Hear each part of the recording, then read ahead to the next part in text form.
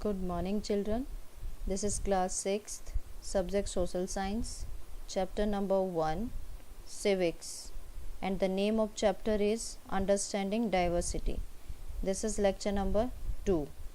As in lecture number 1, we have covered some topics like meaning of diversity, diversity in India, different examples of diversity, and today in this lecture we will cover some topics like diversity in writing, geographical and historical factors that influence the diversity of a region, unity in diversity.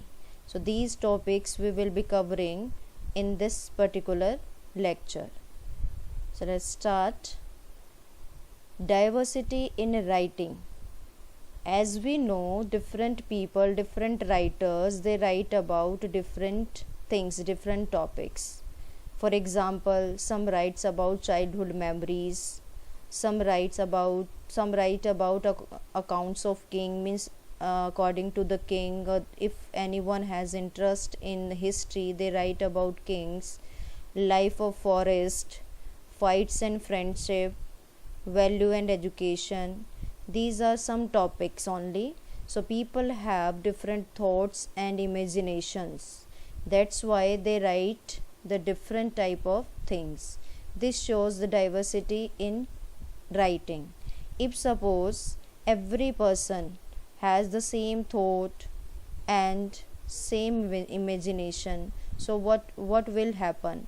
Same type of writings we will be having, but as we have different thoughts and different imaginations, that's why the different type of writings we are having.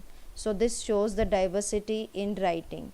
Suppose if we have same colors everywhere, we have same type of fruits everywhere, so what will happen? We will be having the same type of thoughts and imagination. There will not be any change, and this shows equality only, everywhere the same one.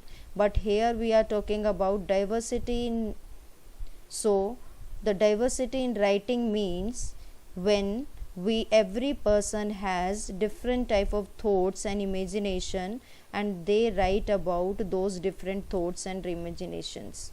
That shows diversity in writing, and that is also interesting. Even if the same type of writings we will be having, so what will happen? It will be boring for us only. So diversity adds the interest in our life. Next thing, geographical and historical factors. They also influence the any particular region. For example, here we will be taking example of Ladakh and Kerala. About Ladakh, if we talk about the geographical factors, as we know, Ladakh is there in northern part of India. So here the climate is very cold. The cold weather is present here, and due to that cold weather, people used to wear woolen clothes. As woolen clothes people are wearing, so definitely the demand of wool is there.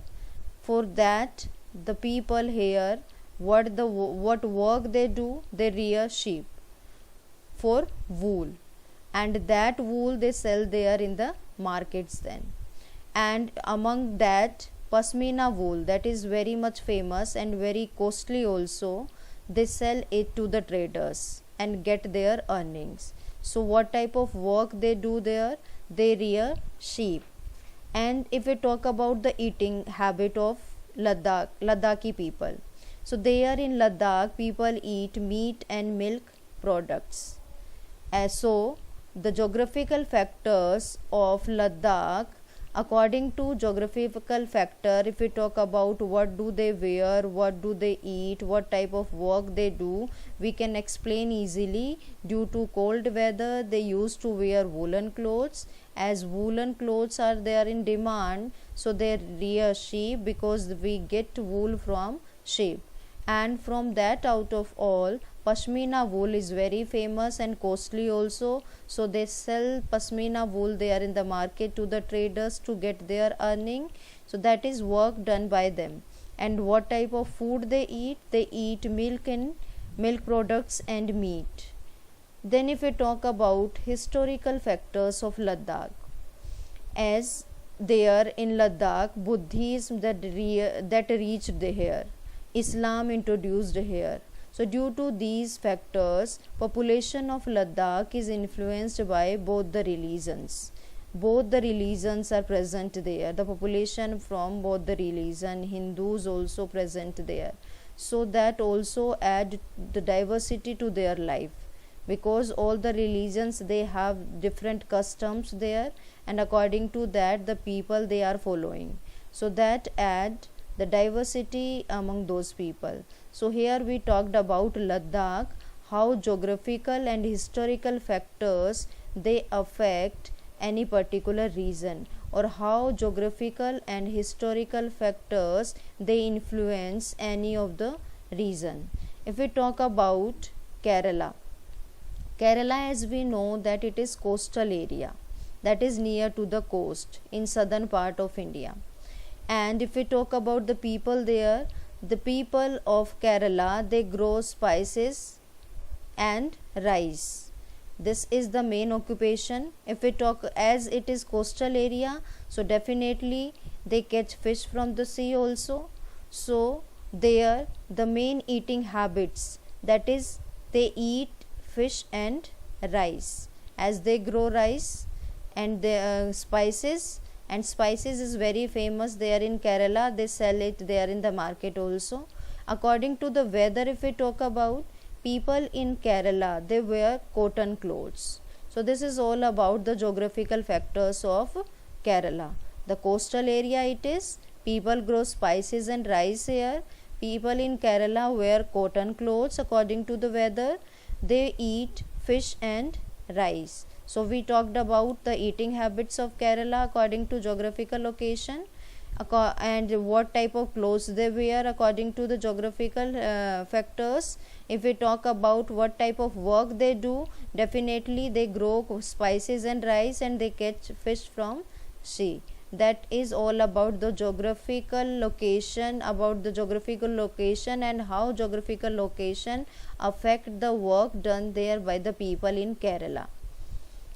The another thing, historical factors. If we talk about historical factors of Kerala, so here different travelers they came here from sea route.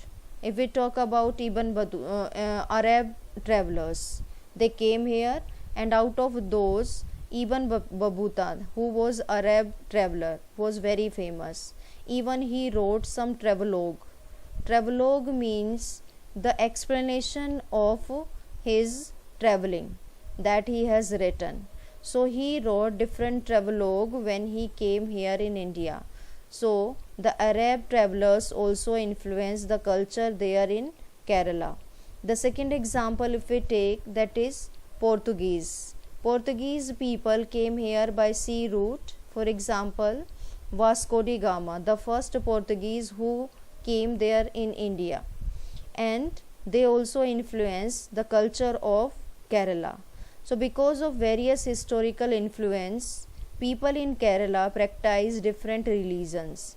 There in Kerala different religions like Islam, Hinduism, Judaism. So different type of religions people are following there in Kerala. So that also affect the custom or the people livings there in Kerala. So these all things about the geographical and historical factors that influence the life of Kerala's people, and that also add in their diversity, because a different type of people will be there at any of the place. Definitely they will add something to the diversity. Next is unity in diversity. As we have done in the chapter diversity, the sense of variety that exists in food, culture, look, religion of different people. But even diversity there in India, we call it a unite country. Why is that? First of all, for that we must know the meaning of unity. Despite all the diversities, as Indians, we are one. As we have done about diversities, even after all those diversities, all Indians are one. We celebrate national days with equal zeal. We sing national anthem with same passion. This shows our unity. So we can say that India is a unite country even after different diversities there in India. So if anyone asks you, explain unity in diversity in reference of India, so you will explain firstly diversity, and after even all those diversities, how India is a unite country. We will explain here. Now some examples of unity of India. If we talk about independence movement in India, so there all the people from all religion, whether they were Muslims or Hindus, all came together for Indian independence. That is one of the example that shows the Indian unity. The next one, the book Discovery of India, that is written by Jawaharlal Nehru. The book The Discovery of India, that is written by Jawaharlal Nehru, and in his book he described about Indian unity. And what he has done, what he has written there, he says that Indian unity is not something imposed from outside. He is saying Indian unity is not just outer appearance, but rather it was something deeper, and within its fold the widest tolerance of belief and custom was practiced, and every variety acknowledged and even encouraged. It means what he want to say is saying that Indian unity is not just outer appearance, but it has the deeper meaning. Here all type of faiths, all type of custom are encouraged. So everyone is equal here. So in his book he wants to describe that Indian unity has the deeper meaning. It is not just to say that India is a unite country, it is not just the outer words, but it has the deeper meaning. So the book The Discovery of India is written by Jawaharlal Nehru. Now if we talk about the another example of Indian unity, we take example of Jallianwala Bagh massacre. As we know, Jallianwala Bagh massacre, this incident was happened on 13th April 1919 at Amritsar in Punjab. And what had happened there during this, the people, they were gathered there just for the religious purpose, but the British General Dyer ordered for the firing there, and different people, different innocent people, they were killed by him and different Britishers. So there, after this massacre, one poem was written, one poem was sang by one of the writer, in which he is describing the grief, sorrow, what after the death, after the killing of different innocent people, in which he is addressing the people of India. What is the poem there written? Don't forget the days of blood, O friend. Don't forget the days of blood, O friend. In the midst of your happiness, remember to shed a tear for us. The hunter has torn away every single flower. The hunter has torn away every single flower. Here single flower is represented for the people, innocent people, those who are gathered there. Do plant a flower in the desert garden, dear friend. Having fallen of bullets, we slept in Jallianwala Bagh. Do light a lamp on this lonely grave, O friend. The blood of Hindus and Muslims flows together today. Here in this line, basically what they are representing, they are representing the unity of Hindus and Muslim. This particular line is representing the unity of Hindus and Muslims and all the communities. Do soak your robe in this river of blood, dear friend. Some rot in jails while others lie in their graves. Means some of the innocent people, they rot there in the jails, they went in the jails, and some lie in the graves. Do shed a few tears for them, O friend. So these lines, that particular poem that was sung after Jallianwala Bagh massacre on 13th April 1919, where thousands of innocent people were killed. So that is also showing the unity of India, in which the particular one line, the blood of Hindus and Muslims flows together today. That shows that all the communities, they were together on that day, and those all together were killed by the General Dyer there in Amritsar. Now the homework for today, as we have done about the diversity in writing, we have done some of the examples of unity in India after even diversities, how India is a unite country. So on the basis of that, some questions you have to write. Question number 1 is, write the line in the poem sung after Jallianwala Bagh massacre which according to you reflects India's essential unity. Here you will write particularly the line which reflects India's essential unity. The second question, who is the writer of the book The Discovery of India? Here you will write the name of the writer of the book The Discovery of India.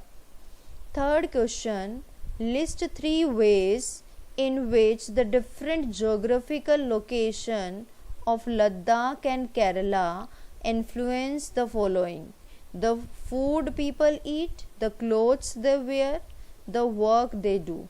You will take all these 3 points, and about these all 3 points according to geographical location, you will explain about Kerala and Ladakh both. For example, first I am going to explain you the food people eat. Here you will write, the people in Ladakh, they eat meat and milk product. The people in Kerala, they eat fish and rice. So according to that, you will give answer of this question. Now next is homework solution of lecture 1, chapter 1 civics, means the previous lecture. Some questions were assigned to you. The solution of those questions: draw up a list of different festivals celebrated in your locality. Which of these celebrations are shared by members of different regional and religious communities? So here answer will vary according to the locality. What type of festivals you are celebrating, that up to you, you can write the names. The second part, which of these celebrations are shared by a member of different regional and religious community? Here particularly we can write celebrations of national festivals are shared by members of different regional and religious communities, because in national festivals we all together celebrate them. The next question, what do you mean by diversity? The sense of variety that exists in the looks, religion, language, food, culture, etc. related to the different people. The meaning of diversity. The third question, explain Indian diversity by giving examples. As I told you, at least 5 examples. So examples of diversities in India: people of India speak different languages like Hindi, Punjabi, Gujarati, etc. You can write the name of any languages here. People follow different religions like Hinduism, Islam, Buddhism, etc. We see variety of food like dal chawal, idli dosa, etc. in India. Here also you can write any type of food. Different festivals like Holi, Christmas, Eid, etc. are celebrated in India. That also shows the diversity in the celebrations of festivals. Fifth point, people in India wear different types of clothes like kurta pajama, shirt, pant. You can take example of ladies wears also in India. So these are some of the examples. They are showing Indian diversity. Thank you. Have a nice day.